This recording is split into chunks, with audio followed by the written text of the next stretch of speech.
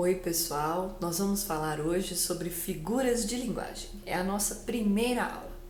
Nós já conversamos um pouco sobre figuras de linguagem na sala, então eu não vou me estender nessa definição, tudo bem? Bom, mas no geral, figuras de linguagem, recursos de estilo que nos ajudam a melhorar a estética do nosso texto, beleza? Nós vamos começar então com o hipérbato. O hipérbato, gente, ele é a inversão, ele é a troca que eu tenho de lugares de alguns termos. Mas que termos são esses?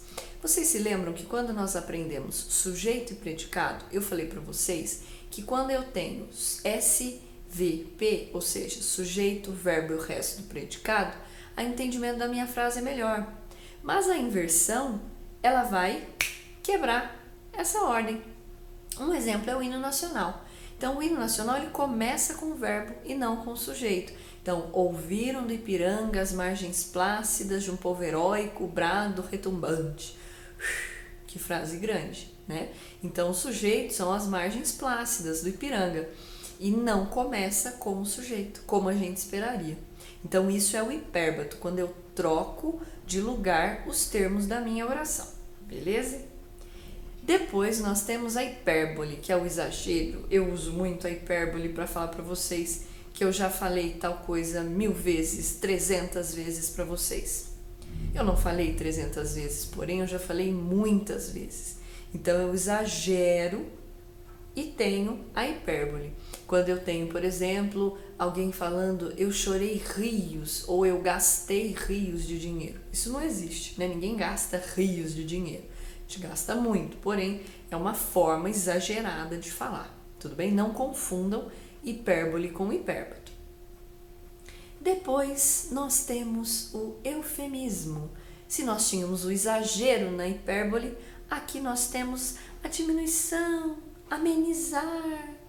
Então, se eu quero falar, por exemplo, que o político recebeu uma verba extra, mas eu não quero dizer isso de forma tão clara, eu falo que ele recebeu uma doação.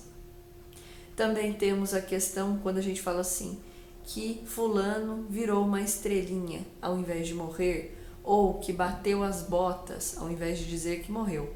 Tudo isso é eufemismo. A gente diminui um pouco uma situação desagradável de ser falada, ok? Depois nós temos a antítese. A antítese nós trabalhamos com os antônimos, ou seja, eu tenho palavras que expressam ideias contrárias. Tudo bem? Então a gente tem aí um poeminha do Fernando, trechinho de um poeminha do Fernando Pessoa. O corpo é grande e a alma é pequena. Então, grande e pequena são antônimos, ou seja, eles constroem a antítese dessa frase. Tudo bem? Então, a gente tem outras opções aí, por exemplo, claro e escuro, noite e dia, felicidade e tristeza, que são exemplos que a gente tem de antônimos, que constituem a antítese. E por último, nós temos a ironia. Nem preciso dizer, né? A ironia, ela vai ser a figura de linguagem que nos permite dizer outra coisa. Como assim? Quando eu falo, por exemplo, alguém fez tudo errado. E aí você fala assim, você me ajudou, hein? Nossa, valeu, hein? Muito obrigado. Você está sendo irônico, porque a pessoa não te ajudou, ela te atrapalhou.